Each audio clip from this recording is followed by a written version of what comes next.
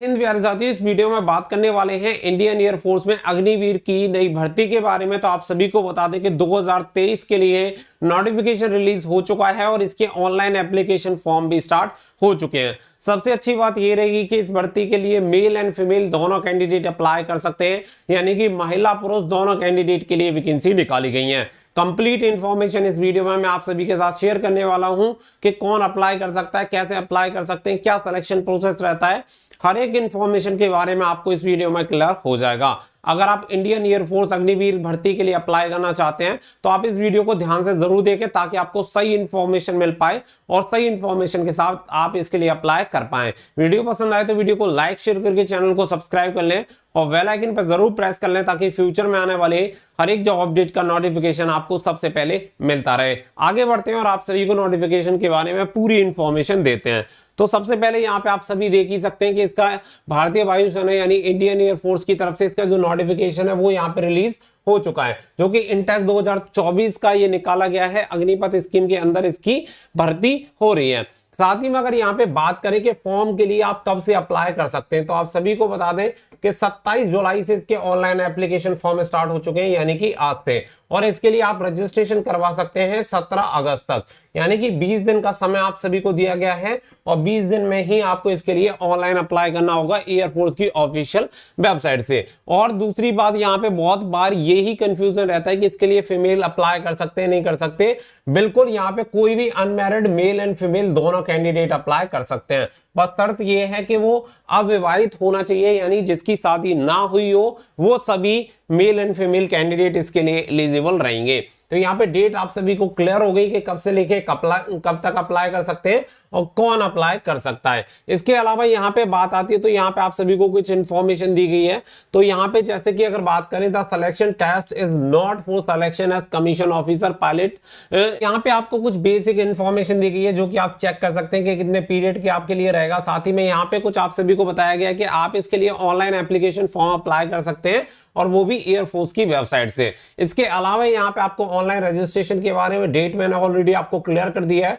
फिर बात आती है एलिजिबिलिटी क्राइटेरिया की, यानी कि इसके लिए कौन योग्य रहेगा, किसके पास इसकी योग्यता और पात्रता रहेंगी। तो यहाँ पे डेट ऑफ बर्थ ब्लॉक की अगर हम बात करें तो जिसका जन्म 27 जून 2003 से लेके 27 जून 2003 से लेके 27 दिसंबर, ठीक है, 27 दिसंबर 2006 के बीच में जन्म हुआ है, वो सभी कैंडिडेट इसके लिए अप्लाई कर सकते हैं। तो ये है इस क्राइटेरिया, 27 जून 2003 से लेके 27 दिसंबर 2006 के बीच में जिसका भी जन्म हुआ है वो सभी कैंडिडेट इसके लिए आवेदन कर सकते हैं। तो ये एज क्राइटेरिया आप सभी का क्लियर हो गया कि यहाँ पे कौन इसके लिए आवेदन कर सकता है। इसके अलावा यहाँ पे बात करें तो अपर एज जो लिमिट रहेगी वो 21 साल रहेगी और कोई भी कैंडिडेट विवाहित नहीं होना चाहिए, यानी कि जिसकी शादी हो चुकी है वो कैंडिडेट इसके लिए अप्लाई नहीं कर सकते। अब बात आती है एजुकेशन क्वालिफिकेशन की कि यहाँ पे क्या क्वालिफिकेशन होनी चाहिए। तो देखिए यहाँ पे साइंस वाले कैंडिडेट के लिए और नॉन साइंस वाले कैंडिडेट दोनों के लिए वैकेंसी निकाली जाती है। अगर आप साइंस साइड से इसके लिए अप्लाई कर रहे हैं तो 10+2 यानी कि 12th पास आप होने चाहिए। साथ ही में आपके पास मैथमेटिक्स, फिजिक्स एंड इंग्लिश आपके पास होना चाहिए। साथ ही में यहाँ पे आप सभी को बताया गया कि मिनिमम ओवरऑल आपकी 50% होनी चाहिए और इंग्लिश में कम से कम 50% होने चाहिए, यानी कि अदर सब्जेक्ट टोटल को मिला के आपका, जैसे कि आप मान के चलो आपका 1000 नंबर का टोटल पेपर थे तो 1000 में से आपके 500 नंबर तो होने ही चाहिए, लेकिन और किसी में ऊपर नीचे चल जाएगा, लेकिन इंग्लिश में भी 50% मार्क्स आपके होने चाहिए। बाकी का यहाँ पे 3 ईयर जो डिप्लोमा इंजीनियरिंग में कर रखा है वो कैंडिडेट अप्लाई कर सकते हैं, या 2 ईयर का वोकेशनल कोर्स किसी ने कर रखा है तो वो कैंडिडेट भी इसके लिए एलिजिबल रहेंगे। अब इसके अलावा बात आती है कि जिनके पास साइंस नहीं है वो अप्लाई कर सकते हैं नहीं कर सकते। यस, वो भी कैंडिडेट अप्लाई कर सकते हैं, यानी कि 10+2 उन्होंने कर रखा हो, किसी भी स्ट्रीम में कर रखा हो, चाहे आपने कॉमर्स में कर रखा है या फिर आपने अदर किसी और में आर्ट्स वगैरह किसी में आपने कर रखा है तो भी आप अप्लाई कर सकते हैं। बट यहाँ पे वही सेम कंडीशन रहेगी कि 50% ओवरऑल और 50% इंग्लिश, यानी कि दोनों में इंग्लिश आपका कंपलसरी है और इंग्लिश में मिनिमम आपके 50% हो और ओवरऑल अगर आपके 50% हैं तो आप इसके लिए अप्लाई कर सकते हैं। इसके अलावा अगर यहाँ पे आगे बढ़े तो आगे ये चीज आप सभी को क्लियर हो गई, तो एजुकेशन के बारे में आपको यहीं पे ये सारी चीजें क्लियर हो जाती हैं कि आपके 50% होना चाहिए। फिर बात आती है हाइट की। तो अगर आप मेल कैंडिडेट हैं तो आपकी जो लंबाई होनी चाहिए, लंबाई की अगर हम यहाँ पे बात करें तो आपकी लंबाई होनी चाहिए 152.5 सेंटीमीटर। अगर मेल कैंडिडेट की इतनी लंबाई है और अगर आप फीमेल कैंडिडेट हैं तो 152 सेंटीमीटर। तो यहाँ पे लंबाई का क्राइटेरिया आपका ये हो गया। इससे आपको ये क्लियर हो जाएगा कितने कैंडिडेट अप्लाई कर सकते हैं। बाकी का कुछ नॉर्थ ईस्ट से बिलोंग करते हैं उनके लिए 157 सेंटीमीटर वगैरह दी जाती है, और जो लक्षद्वीप वगैरह से बिलोंग करते हैं उनके लिए 150 सेंटीमीटर हाइट दी जाती है, यानी कि उन्हें थोड़ी सी छूट दी जाती है। बाकी का हाइट जो होना चाहिए वो लंबाई के प्रपोजल में आपका होना चाहिए।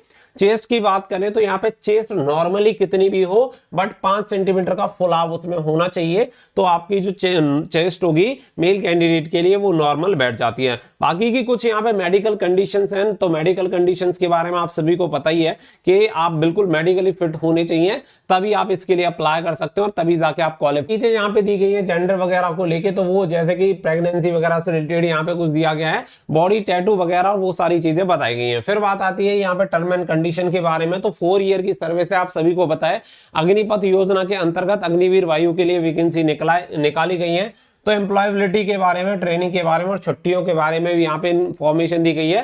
साथ ही में जो आपको मेडिकल फैसिलिटीज होगी वो बताई गई है, और साथ ही में जो अलाउंस वगैरह होंगे वो आप सभी को बता दिए गए। तो इसके बारे में ऑलमोस्ट हर एक कोई कैंडिडेट ऑलरेडी अवेयर है कि इसके लिए कितनी सैलरी मिलने वाली है, कितने साल की नौकरी रहेगी, वो सारी चीजें। तो फिलहाल हम इसके बारे में डिस्कस ना करते हुए हम डिस्कस करेंगे मेन इसकी भर्ती के बारे में कि यहाँ पे क्वालिफिकेशन क्राइटेरिया, प्रोसेस वगैरह सिलेक्शन का क्या है।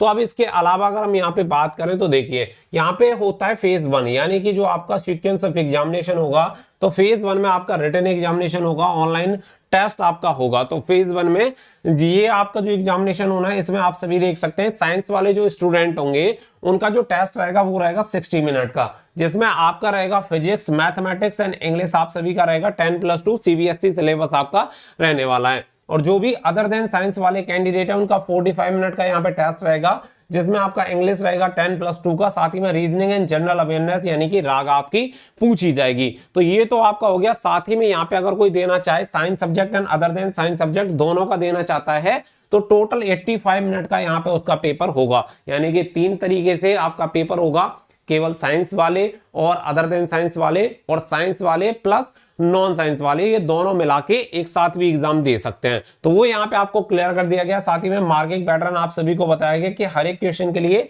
1 नंबर आपको दिया जाएगा, 1/4 की आपकी नेगेटिव मार्किंग रहेगी, 0.25 की आपकी नेगेटिव मार्किंग रखी गई है। तो ये हो गया आपका सिलेबस। साथ ही में यहाँ पे आप सभी को बता दें जो बच्चे इंडियन एयरफोर्स की तैयारी को अच्छी तरीके से करना चाहते हैं उनके लिए बेस्ट बुक मिल जाती है यहाँ पे चक्षु पब्लिकेशन की, जिसमें आपको 2450 ऑब्जेक्टिव क्वेश्चन मिल जाते हैं, बेस्ट प्रैक्टिस साइड मिल जाते हैं, 25 सॉल्व पेपर आप सभी को मिल जाते हैं। और यहाँ पे आप सभी देख सकते हैं साइंस वाले और नॉन साइंस वाले दोनों कैंडिडेट के लिए बुक आप सभी की दी गई है, लेटेस्ट एग्जाम पैटर्न पे आधारित है। साथ ही में इसके practice side and complete study guide भी आप सभी को मिल जाती है, जो कि आप वीडियो के डिस्क्रिप्शन में दी गई लिंक से जाके ऑर्डर कर सकते हैं। तो लिंक आपको वीडियो के डिस्क्रिप्शन में दे दिया गया, वहां से जाके आप ऑर्डर कर सकते हैं और अपनी तैयारी को बेहतर बना सकते हैं।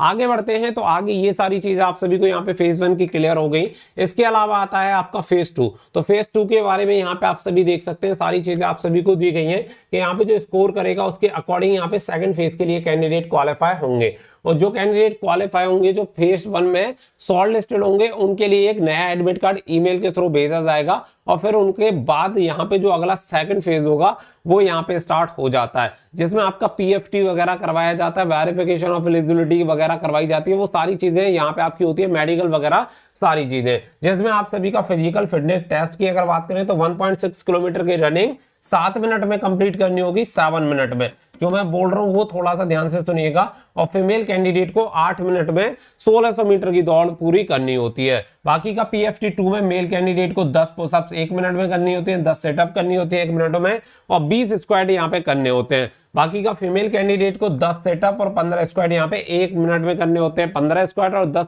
जो सेटअप्स करनी होती है वो करनी होती है 1 मिनट 30 सेकंड में। तो ये हो गया। इसके अलावा आपका जो एडेप्टेबिलिटी टेस्ट 1 और 2 आपका होता है और फिर फेज 3 में आपका होता है मेडिकल एग्जामिनेशन। तो इसके अकॉर्डिंग आप यहाँ पे इसके लिए अप्लाई कर सकते हैं। आपको क्वालिफिकेशन क्राइटेरिया भी पता चल गया कि कौन इसके लिए अप्लाई कर सकता है, कौन इसके लिए अप्लाई नहीं कर सकता। साथ ही में एग्जामिनेशन फीस की बात करें तो 250 रुपए यहाँ पे फीस पे करनी होती है इसके लिए अप्लाई करने के लिए। तो लिंक आपको वीडियो के डिस्क्रिप्शन में मिल जाएगा या इंडियन एयरफोर्स की वेबसाइट पे जाके भी आप इसके लिए अप्लाई कर सकते हैं। सकते हैं। तो फटाफट से जाएं और इसके लिए अप्लाई जरूर कर दें। काफी अच्छी अपॉर्चुनिटी है, काफी अच्छी वैकेंसी आप सभी के लिए निकाली गई है। तो फिलहाल के लिए बस इतना ही, मिलते हैं नेक्स्ट वीडियो में। So thank you for watching. जय हिंद, जय भारत।